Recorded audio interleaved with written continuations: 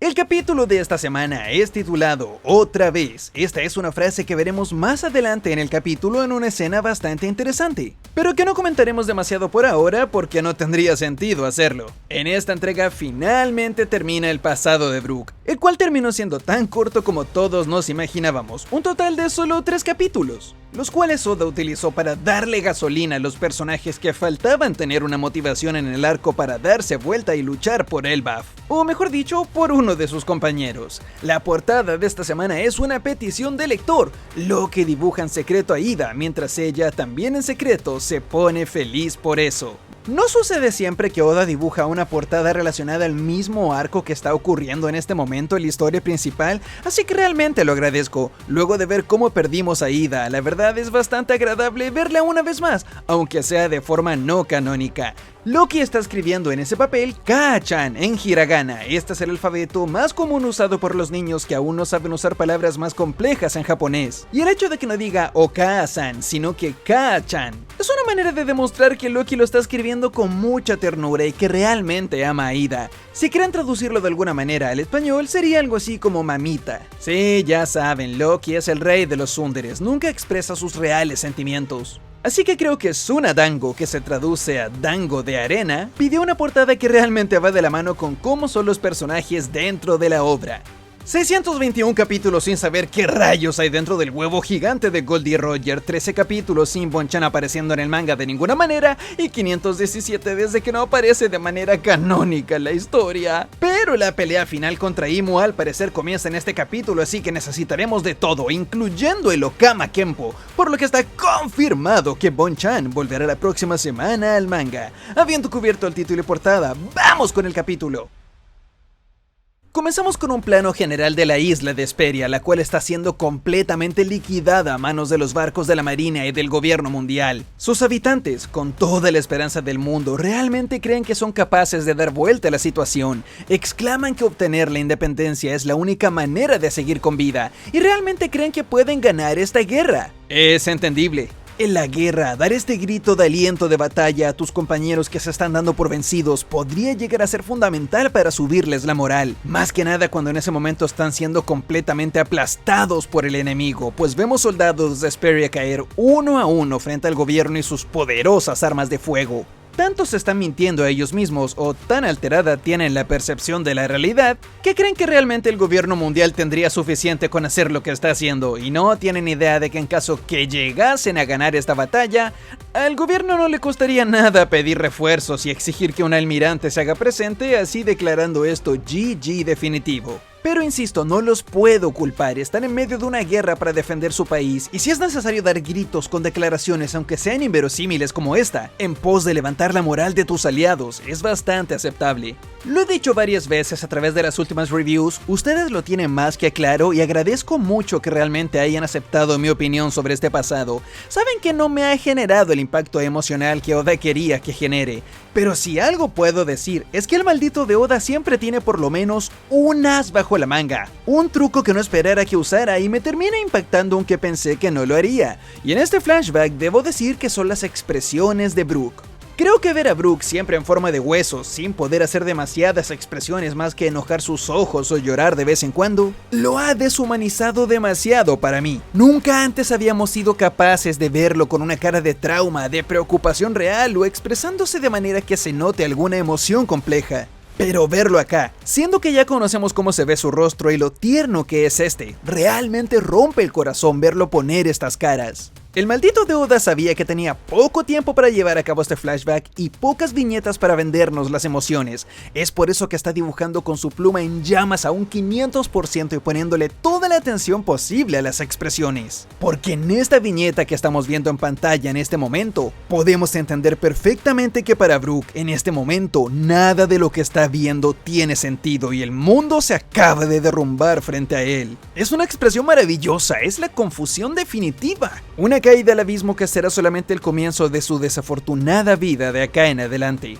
Brook tiene enfrente a Luven caído, a Shuri en modo demonio, al hombre misterioso que claramente no está de su parte porque está sentado tranquilamente fumándose un puro, y a un pájaro demoníaco a su costado, y aún así es incapaz de pensar en otra cosa que no sea en su querido benefactor. Probablemente si él en este momento estuviese en sus cabales, si no tuviese su psiquis completamente afectada por el espectáculo surreal que tiene frente a sus ojos, Brook sería capaz de sumar 2 más 2 y darse cuenta de que algo malo y muy extraño está pasando allá adentro con todos esos agentes. Pero el hombre que tenemos frente a nosotros en este momento no es Brook, es un hombre roto. Un hombre que está viviendo dentro de una fantasía, ignorando por completo lo que tiene a su alrededor y solo concentrándose en lo que realmente le importa, salvar la vida de Lúben. Pues si su primera reacción fue entrar a la habitación llena de demonios y exclamar que alguien por favor llame a un médico, estoy seguro que Brook, si realmente tuviese los pies en la tierra en este momento, sabría que es una petición incoherente y completamente imposible de cumplir. Tenemos un par de flashbacks nuevamente, recordando el momento en el cual se conocieron, lógicamente para saltar a la escena en la cual se están despidiendo. Brook no puede dejar de llorar, lentamente comienza a aceptar la realidad. Ah, sí, por cierto, y el Imu masa de oscuridad comienza a salir y a asomarse de la cabeza de Marcus Mars. Es un paisaje bastante gracioso si me lo preguntan. Y todo indica que sí, que Mars fue enviado en persona solo para dibujar un círculo y poder ser poseído por Im. De nuevo, a través de unas excelentes expresiones dibujadas por Oda, Brook se pone de pie y le declara la guerra al caballero divino que está sentado frente a él, negándose completamente a aceptar que Shuri, quien tiene una espada bañada en sangre frente al cuerpo de su padre, fue la culpable de este asesinato. Lamentablemente, toda esperanza de engañarse a sí mismo para Brook desaparece de un segundo a otro, cuando es la mismísima Shuri quien empieza a confesar y a contarle que fue ella la culpable de la tragedia de su padre. Y sí, ella está completamente domi-reverseada. Shuri, quien quizás desde ahora en adelante debería ser llamada Gunko, comienza a dar diálogos bastante sospechosos. Declara que ese hombre no era su verdadero padre. Dice que ha desperdiciado 16 años de su vida hasta ese momento al no saber que era una Tenryubito, que había tirado todo ese tiempo a la basura y está furiosa que haya sido de esa manera. Este discurso sin duda nos recuerda mucho al que vimos de Shanks cuando subió a Tierra Santa. El discurso y el mensaje era exactamente el mismo, solo que como sabemos, Shanks estaba actuando. Ahora, no es completamente imposible que Shuri no esté un poquito actuando también, pero eso lo hablaremos un poco más adelante y realmente creo que está abierto a debate para que lo hagan en los comentarios. Pero antes de llegar a eso, vamos directamente al giro argumental más sorprendente de este capítulo aparte de la última página.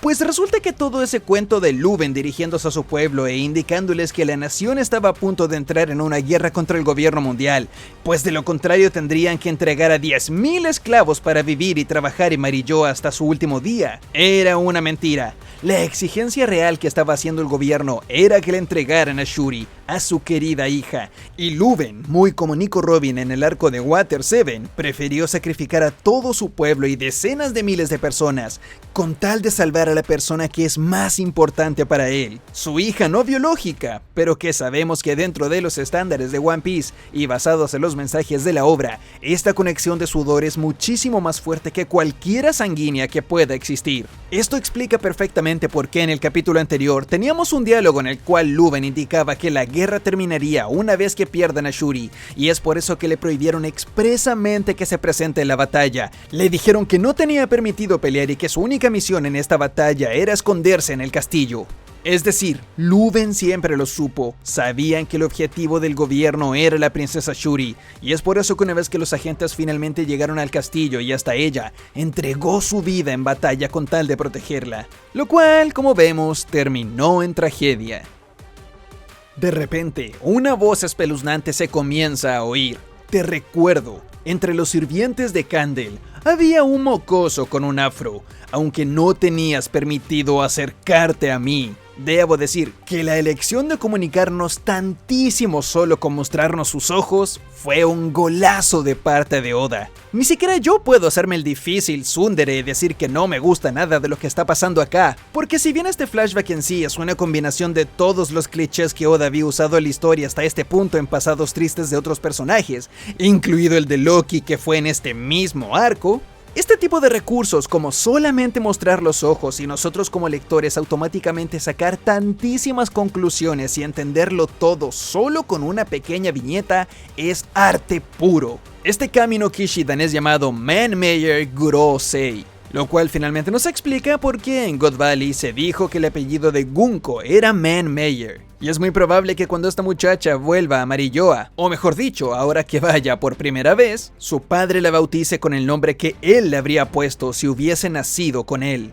Esto solo vuelve más espeluznante el hecho de que el nombre Gunko pueda ser leído como chica soldado, pues si consideramos que encima más adelante es declarada algo así como un arma leal de Dios, a la princesa Shuri le están arrebatando toda su libertad, personalidad, y la están convirtiendo literalmente en una niña soldado, en un arma sin personalidad propia. Bueno, sin personalidad propia más allá de la música que le gusta, cosa que hablaremos un poco más adelante.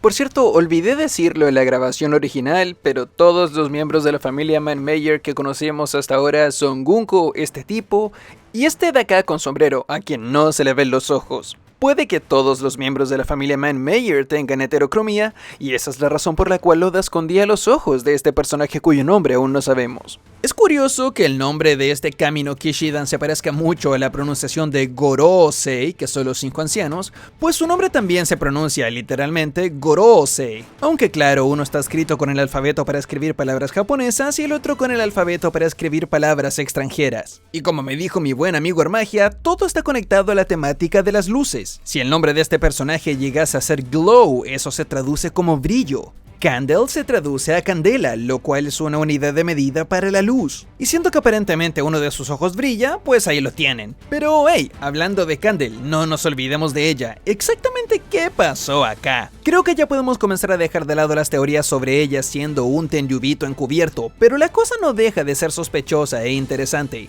En especial cuando recordamos la manera en la cual falleció, por culpa de esa niebla. El flashback termina en este capítulo y aún no se nos habla del origen y causa de esa extraña niebla. Podemos suponer, como dijimos en el review de la semana pasada, que es a causa de los poderes de Marcus Mars, quien al fin y al cabo es el ministro del medio ambiente en el gobierno mundial, y al mismo tiempo el anciano que fue elegido para esta misión. Así que bueno, lamentablemente nos vamos sin la respuesta de lo de la niebla, aún incluso es posible que haya sido una tonelada de mala suerte y auténticamente haya habido un fenómeno meteorológico con una niebla que pudra todos los instrumentos de la isla y encima enferme a la gente en el peor momento cuando más necesitaban ayuda. Pero bueno, démosle un par de capítulos a Oda para ver si nos responde esa extraña duda. Volviendo a la historia, es interesante ver cómo Glow destaca el afro de Brook. Según sabíamos y se nos dijo en el arco de Thriller Bark, la única manera en la cual la gente es capaz de reconocerlo es gracias a su afro. Y al parecer esta era una característica que venía desde antes que pierda su vida y se convierta en huesos. Su afro siempre fue lo que más lo definió, lo que hacía que la gente lo distinguiera. Y en este momento lamentablemente se declara que la más turbia teoría de la semana pasada, que estaba 99% confirmada, finalmente está completamente canonizada.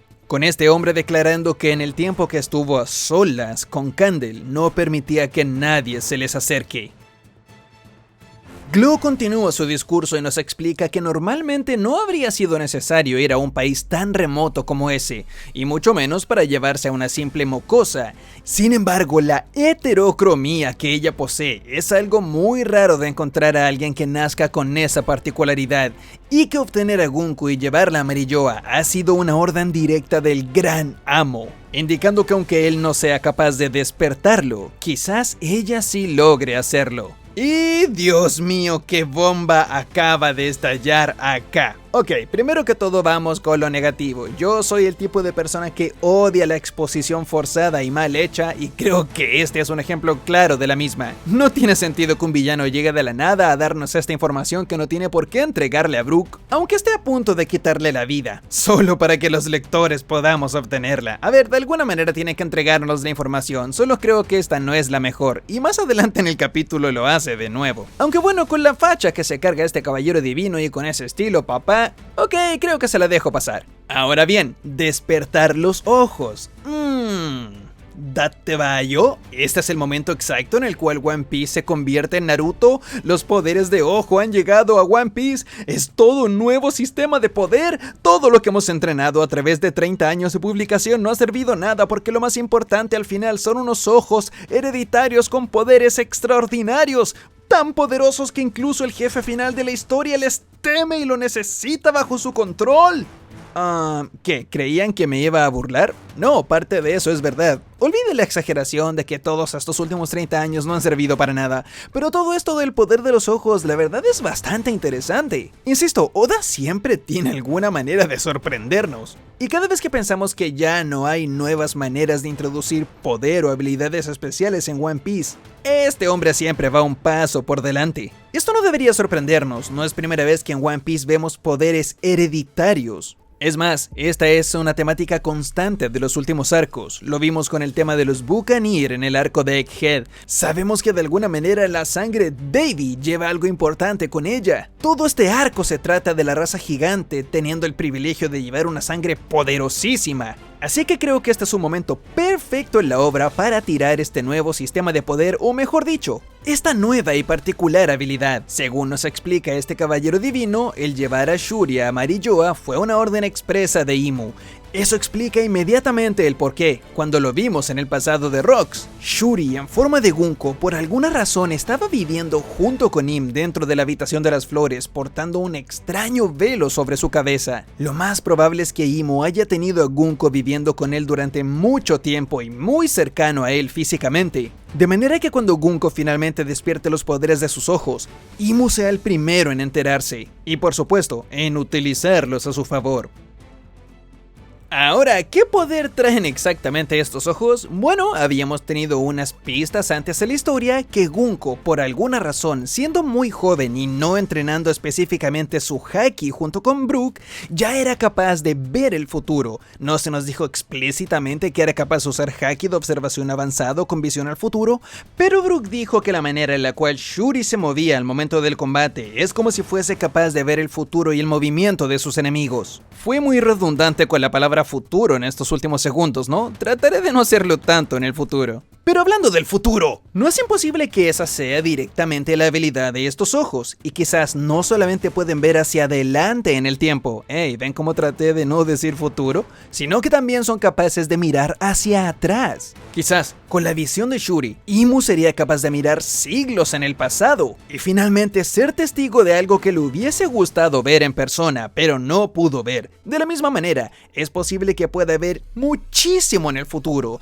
no solamente 5, 10 o 20 segundos como los usuarios de haki de observación, sino que literalmente años, teniendo toda esa ventaja estratégica para saber cómo moverse en el momento adecuado, y así Imu no perder su posición de poder y privilegios en el mundo. Sea como sea, poderes de ojos mágicos en One Piece no es algo nuevo en la historia. Habíamos tenido a Pudding en el arco de Whole Cake, la cual, gracias a ser mestiza con la tribu de los tres ojos, es capaz de leer todos los idiomas, incluidos los poneglyph, una vez que su habilidad despierte. Por lo tanto, no solamente habíamos tenido casos de razas siendo especiales en algunos apartados, sino que literalmente ojos que al despertar poderes ocultos, desbloquearían habilidades que no sabíamos que eran posibles. No sé si se nota que estoy fanboyando hace rato, pero solamente en caso de que por ahí llegase a salir alguien a decir: Oda está metiendo poderes de la nada, nunca habíamos tenido razas con poderes diferentes especiales, ni mucho menos ojos con la habilidad de hacer cosas que no sabíamos. Bueno, ahí lo tienen, esto viene hace rato, y este es un giro que yo acepto con brazos abiertos. Brook, con el dolor de su corazón, no le queda otra más que ponerse en guardia frente a Shuri, quien se ubica en posición de combate frente a él.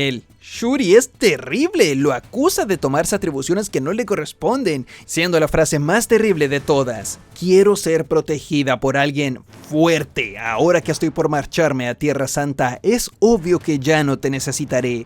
Este daño emocional es ofensivo y extremadamente cruel. Solamente piénselo, una vez esté en Tierra Santa, tendrá la protección de todos los caballeros divinos, de los almirantes de la marina. No necesitará que un caballero random de una isla de música que pelee con una espada al estilo de esgrima la defienda. Tiene las más poderosas fuerzas militares respaldándola desde este momento en adelante. Pero decir eso frente a un Brook que estaba dispuesto a dar la vida por ella, incluso si no era el guerrero más poderoso del mundo, es simplemente desgarrador.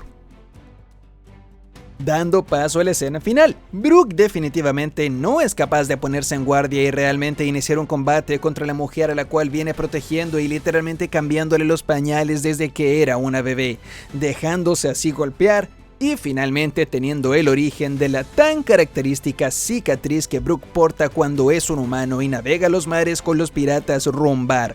Este es un clásico de Oda. En Arlong Park, Oda introdujo el personaje de Gen-san con una cicatriz en su rostro. Esta parecía una elección deliberada, de la nada, random, solo para hacer el personaje con un diseño diferente al típico transeúnte random de One Piece. Pero resulta que esa cicatriz estaba ahí porque Oda más adelante explicaría cómo la consiguió. Exactamente lo mismo está haciendo acá con Brook, dándonos finalmente la razón por la cual tiene esa cicatriz. Siendo así el clímax de todo lo que se nos había narrado hasta este momento, pues la técnica con la cual es, entre mil comillas, asesinado en esta escena es con el Bond en a Band. Técnica que el mismísimo Brook le enseñó a ella a hacer, y que recibió sin dudarlo en ningún momento. Como bien nos enteramos desde que Brook era chiquito, él sabía que cuando llegue el momento de afrontar el final de su vida, solo una cosa tendría que hacer: cantar.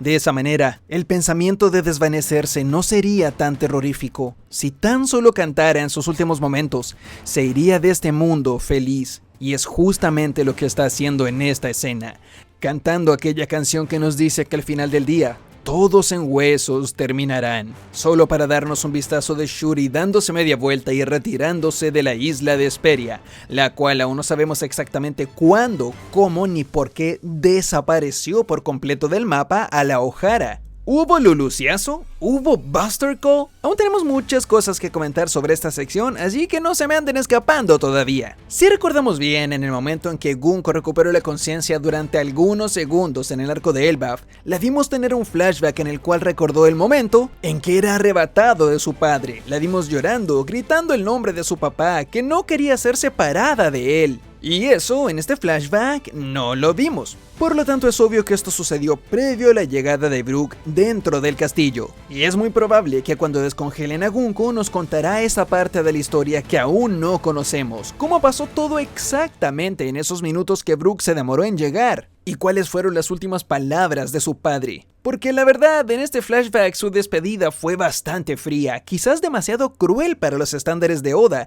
quien siempre le dedica un discurso final a los personajes que fallecen cuidando y protegiendo a otros. Aparte de eso, como sabemos, Brook sobrevive a esta herida fatal.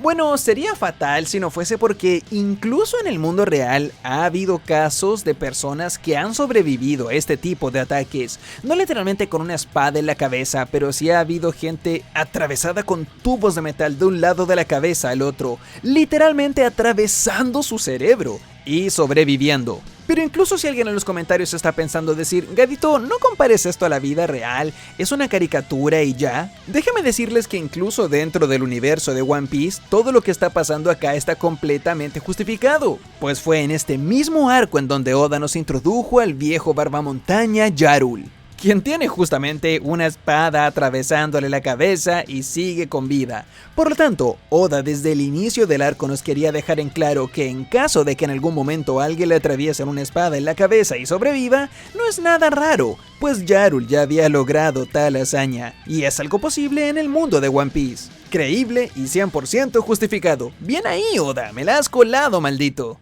Este es otro detalle que olvidé hablar en el video original, lo siento por poner tantos parches, de hecho creo que agregaré otro más adelante, pero hay gente que tiene el headcanon, es decir, la teoría de que Gunko a propósito no le dio ningún punto vital a Brook. Bueno, eso implicaría que Gunko conoce la anatomía humana a la perfección y que aún le quedaba algo de humanidad adentro, lo cual es bastante dudoso, pero bueno, es una posibilidad. Dígame qué opinan en los comentarios. Una vez que Brook despierta y sus compañeros le cuentan exactamente lo que sucedió en la guerra, por lo menos fuera del castillo, Brook no puede hacer más que dar un alarido de dolor recordando cada momento vivido en ese lugar, dejándonos en claro que desde ahí en adelante no le quedó otra más que volverse pirata, y terminando así oficialmente el flashback de Brook en unos cortos 3 capítulos. Un muchacho que al nacer y a muy temprana edad perdió a toda su familia. Ese ya es un pasado triste. Luego perdió a Candy, la mujer que amaba. Segundo pasado triste. Pierde a su benefactor y le quitan de las manos a la niña que había cuidado toda su vida y que amaba con su corazón. Otro pasado triste. Se vuelve pirata y pierde a su capitán trágicamente. Otro pasado triste. Se vuelve capitán y pierde a toda su tripulación en un último concierto super mega trágico. Otro pasado triste. Luego pasa 50 años completamente solo en medio de una neblina que volvería loco a cualquiera.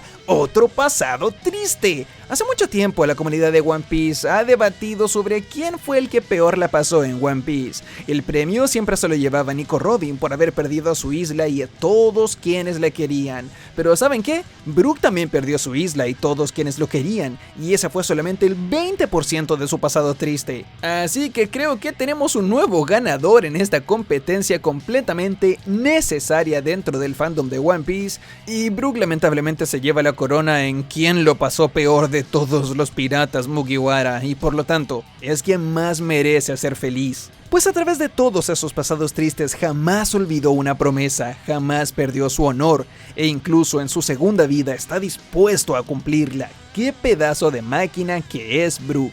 Volvemos al presente y Huesitos finalmente ha terminado de contarles toda la historia a sus compañeros, quienes no pueden decir una palabra. Y es acá donde Oda pone un parche de otro nivel, con Brook explicando que todo eso sucedió cuando él ni siquiera conocía o sabía de la existencia de las Akuma no Mi, indicando que hasta este punto de la historia él pensó que todo eso había sido una alucinación, que así de traumático fue su pasado. ¿Y saben qué es lo peor? ¡Que tiene sentido! Recordemos que al inicio de One Piece, cuando Mano de Hacha Morgan nos introdujo las frutas del diablo, ninguno de los soldados de la base marina de Shellstown siquiera podían creer que las Akuma no Mi existan en algún lugar del mundo.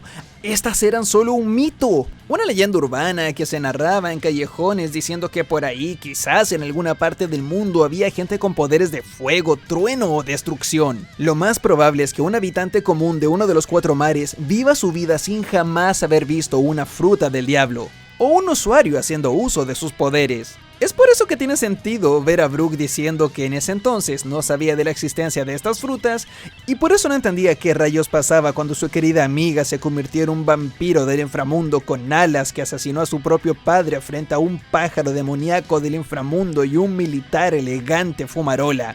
Digo, no es la mejor explicación, puede que no convenza a todos, pero ¿saben qué? Es tan ridículo y va tan de la mano con algunas leyes de la obra que realmente me encanta. Eso, sumado con él habiendo pensado siempre que era una simple ilusión, es espectacular. Digo, Brook pudo haber alucinado que un día Shuri tenía una cara distinta, que a lo mejor tenía 5 ojos, pero haber alucinado como todo su país desaparecía y perdía a la gente con la cual había interactuado durante décadas sí suena un poco raro. Pero bueno, los efectos que un fuertísimo trauma pueden tener sobre una persona son realmente misteriosos. Varían de caso en caso y no me extrañaría que puedan llegar a este extremo. ¡Ay, Oda! Siempre tienes algún truco escondido por ahí, como te odio, pero te amo. Usopp, Nami, Jinbei y Franky no tienen absolutamente nada que decir. Solo están esperando que Brook diga las palabras correctas. Y es por eso que, recordando que hace algunos minutos Shuri estuvo dispuesta a ayudarlo, lo declara: quiero salvar a la princesa Shuri, tomando una posesión de Dogeza. Gesto que la cultura japonesa expresa una sumisión total, una desesperación absoluta y una súplica desesperada, preguntándole a sus compañeros si serían tan amables de prestarle su fuerza. Esta es una temática que ya habíamos visto antes en One Piece. No sé si lo recuerdan, pero en el arco de Arabasta, en el Reino de la Arena, hubo un momento en el cual Vivi le pregunta a los piratas del sombrero de paja justamente lo mismo, si serían tan amables de prestarle su fuerza. En ese momento, Luffy y compañía ya consideraban a Vivi como una nakama más de ellos, por lo tanto la respuesta fue un no tienes siquiera que preguntarlo. Exactamente lo mismo sucede acá. No te pongas tímido, dice Jinbe. Deprisa, vamos a romper ese hielo. Mientras se truenan los nudillos de una manera mega épica, Nami, furiosa y desesperada, no puede contenerse. Suda y tiembla mientras se le agita la respiración solo de la ira que siente dentro de su corazón. Franky, como siempre, no puede parar de llorar porque es alguien muy sensible y siempre explota ante las historias tristes. Y Usopp está ahí. Usopp está existiendo en la isla. Brook, completamente abrumado de miles de emociones al mismo tiempo, no encuentra mejor solución que no perder tiempo y salir corriendo a máxima velocidad solo como él lo sabe hacer. Ahora, ¿cómo exactamente descongelarán a Gunko? Sabemos que solo Ragnir puede hacerlo y Loki se encuentra ocupado en este momento. Aunque no es imposible que en plena pelea contra Imu, los piratas del sombrero de paja vayan cerca de él, le pidan que descongele a Shuri y Loki diga algo así como ¿están locos? ¿Por qué descongelaría a una tipa tan peligrosa como ella? Y que Luffy mire a Loki y le diga, oye Loki, ellos son mis compañeros, puedes confiar en ellos. Que Loki le diga, no tengo por qué confiar en ellos, me están pidiendo que libere a una persona muy peligrosa, ¿acaso te volviste loco? Y que Luffy, bueno, siendo Luffy, simplemente le diga, confía en mí, si las cosas se salen de control yo me hago cargo. Y Loki proceda a descongelarla. O como dicen por ahí algunos, que Loki se ha vencido en esta batalla, su martillo quede tirado, Ragnir comienza a buscar a alguien digno para ser usado y descongelar a Shuri, y bueno, ya saben toda la teoría de Usopp usando el martillo de Loki. No es imposible que lo recoja y él sea el salvador de la minita, pero ya veremos si Oda quiere tomar ese camino o no. Si me lo preguntan a mí, Usopp no se merece esa wea ni cagando, pero bueno, vamos a ver qué hace Oda con esta wea. Luffy está listo para pelear, declara, mirando a la cámara y comiendo aún algo de carne. Exactamente lo mismo que Zoro dijo hace algunos capítulos. ¿Recuerdan cuando Zoro le explicó a Goldberg que el pensamiento de Luffy es ¿el enemigo de mi país aliado es mi enemigo? Pues es exactamente lo que Luffy declara en esta viñeta, expresando que Imu es su enemigo también, que siente que desborda energía y fuerza y que está en su máximo potencial. A ver, cada uno tome esto como quiera. Obviamente hay dos maneras de interpretar estos diálogos. La primera es que Oda te quiere justificar el que Luffy gane esta batalla, y una vez que venzan a Imu o lo obliguen a retirarse, los lectores digamos, ¡ja! Por supuesto, si Luffy iba con su máximo poder y había comido toneladas de carne. Él mismo lo dijo, sentía que su energía y fuerza se estaba desbordando, por supuesto que iba a ganar. Pero pensándolo bien, ¿eso genera algo de tensión en la historia? Digo, ¿tener tanta confianza en el protagonista es algo bueno? ¿No deberíamos estar preocupados de que el enemigo es demasiado poderoso y asustarnos de que incluso Luffy, estando en su máximo poder, aún así se vea abrumado y amenazado por la fuerza de Imu?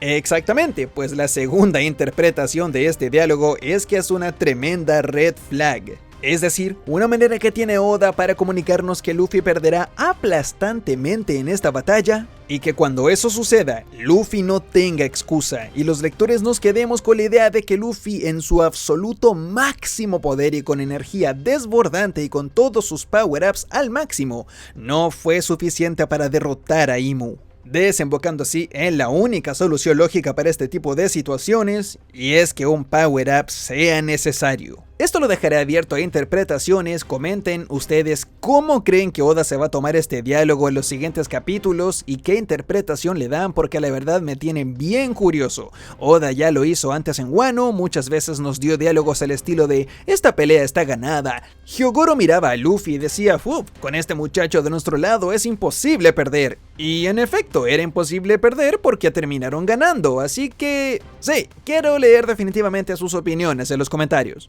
¿Se acuerdan cuando les dije que no soy fan de los villanos explicándonos el lore a la cara sin razón alguna y a personajes que no debería darles tal información? Bueno, Imu comienza a hacer exactamente eso, pero por lo menos la información es bastante jugosa. Y defendiendo a Imu haciendo esto, bueno, él es un rarito traumadito que le gusta sacar en cara sus traumas y trancas de hace 900 años, así que bueno, veamos qué tiene para escupir.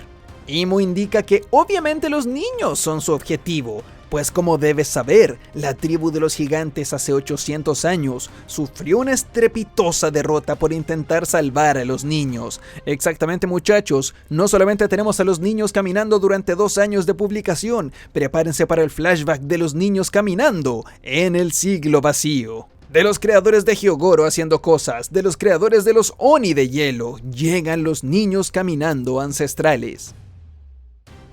Me fascina la manera en la cual Imu continúa y explica: está claro que la naturaleza de una especie no cambiará en unos cuantos siglos. Tan pronto como obtengamos a los niños, Nusha y los demás caerán bajo mi control. La historia se repite a través de las eras y Loki frente a él le dice: hermano, what the fuck, ¿por qué ¿de qué carajo me estás hablando? ¿Qué me importa? ¿Quién te pidió esta información? Literalmente le dice eso a la cara, es muy gracioso.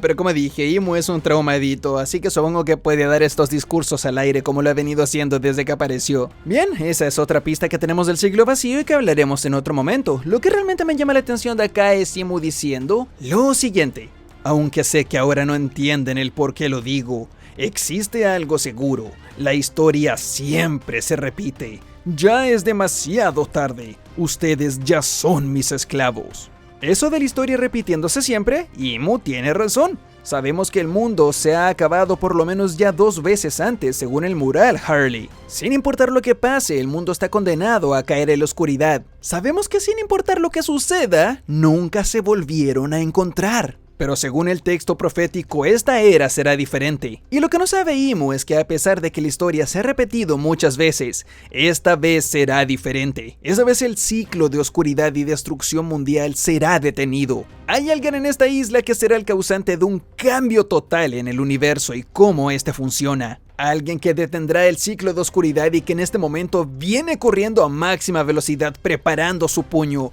Un puño que ni siquiera es capaz de ser visto por el mismísimo Imu, que solo atina a abrir sus ojos al máximo, sudar frío de miedo y recibir en su cara un puñetazo bestial de parte de Luffy en forma base, solo bañado en haki. Esto es maravilloso. Gracias, Oda. Cuando terminamos el flashback de Loki luego de 8 meses, fue horrible tener que tragarnos como 2 capítulos de recapitulación en la cual se nos narran cosas que ya sabíamos. Tenía miedo que al volver al presente fuésemos a perder tiempo y Oda de nuevo comience a adaptar esa narrativa lenta y tediosa que usó esa vez. Pero acá no. Este es el Luffy antiguo, este es el Luffy que conocemos, este es el Luffy que tanto extrañamos. Un Luffy que sin importarle quién sea el malo final y por más que te lo hayan vendido como Satanás y como el más malo malulo, simplemente llega a la arena de combate y si se lo encuentra le da un puñetazo en la cara que le rompe la mandíbula. Esto es exactamente el tratamiento que hizo con Doflamingo, el tratamiento de Caesar Clown y el tratamiento con satisfacción garantizada cada vez que es llevado a cabo. ¿Saben? Este es el tipo de escenas que me hace darme cuenta lo poderoso que es Luffy. Y no, ya sé que van a decir, Gad, ¿cómo te va a sorprender que Luffy sea poderoso? ¿Acaso no lo viste dar un puñetazo del tamaño de una isla en Onigashima? Obviamente es muy poderoso. No sé si se dan cuenta, pero Luffy no está en quinta marcha, ni en cuarta, ni en tercera, ni siquiera en segunda. Está en su estado base. Claro, cubriendo su puño de haki, pero hoy en día golpear sin haki básicamente no tiene efecto sobre nadie. Recordemos que Loki usó su martillo de toneladas invocando relámpagos, truenos, hielo, fuego y todos los elementos al mismo tiempo, dándole de cara a Imu, haciéndolo romper montañas en el camino y estrellándose contra el árbol gigante Adam. Y eso fue suficiente solo para sacarle un pequeño chorrito de sangre de su boca. Pero acá llega Luffy, con un puño en forma base, a romperle el hocico. Dios mío, esto es espectacular. Este puño, por cierto, va bañado de haki del conquistador, pues vemos relámpagos negros siendo expulsados. Y recordemos que este es un Imu gigantificado, no es del tamaño de Loki ni de un gigante normal, pero si medía normalmente unos 5 metros, este debe medir unos 15. Sé que por ahí por el fandom van a haber opiniones divididas del villano perdió toda su aura y toda la amenaza, bla bla bla, pero creo que es más importante concentrarnos en cómo va a contraatacar en las siguientes entregas. Si me lo preguntan a mí, jamás me sorprendería por ver un shonen de peleas en el cual hay peleas. Y un protagonista que siempre se ha abierto el camino a través de 30 años de publicación golpeando a todos en la cara, pues golpeando a alguien en la cara. ¿Será que este golpe le duele más porque literalmente la habilidad de Luffy es su counter? ¿Será que, recordando y considerando que la idea de la existencia de Joy Boy luego de que vimos a Emmet soltar el nudo gigante que expulsó Haki y congeló por completo a Imu, lo hizo paralizarse y por eso Luffy tuvo un golpe de gracia completamente gratis? ¿Que Imu va a recuperar la compostura luego de unos segundos en el siguiente capítulo y ahora sí no tendrá más ventaja Luffy ni la oportunidad de golpearlo tan directamente así de fácil? Estoy extremadamente emocionado por lo que tendremos la próxima semana. Sin embargo, recordemos que Oda acaba de abrir un par de subtramas. Ir a recuperar a Gunko, tenemos la pelea de Sanji, la pelea de Zoro, los niños siendo secuestrados y como sea. Ya terminó el flashback que la verdad no me tenía tan enamorado y volvió el que a mí personalmente tanto me gusta. Oda se dio el lujo de meter 3 capítulos para darle una motivación y una gasolina emocional al grupo de Mugis que se va a encargar de Gunko durante los próximos capítulos. Y creo que en este momento de la historia, todos los sombreros de paja están haciendo algo interesante. Así que todos los hilos argumentales, aparte del de los niños siendo secuestrados, me tienen muy emocionado. Y muchas gracias por ver el video, pero como sabes, este no es nada sin tu comentario, así que deja uno abajo y veamos qué tal. Comenta manita en honor a la manita que acaba de recibir Imu en todo el hocico, si llegaste a esta parte del video. Mucha gente no llega al final y por lo tanto no comenta la palabra mágica secreta, pero sé que tú lo hiciste, guerrero legendario. Por cierto, si llegaste hasta acá y eres un guerrero realmente de la mesa redonda de las galaxias explosivas, dale un like al video, si no, la puerta está cerrada para ti en el Olimpo. Suscríbete para más videos de One Piece y ya sabes cómo va toda esa cosa. Así que sin nada más que decir, yo soy Gad y nos vemos en los comentarios. ¡Chau!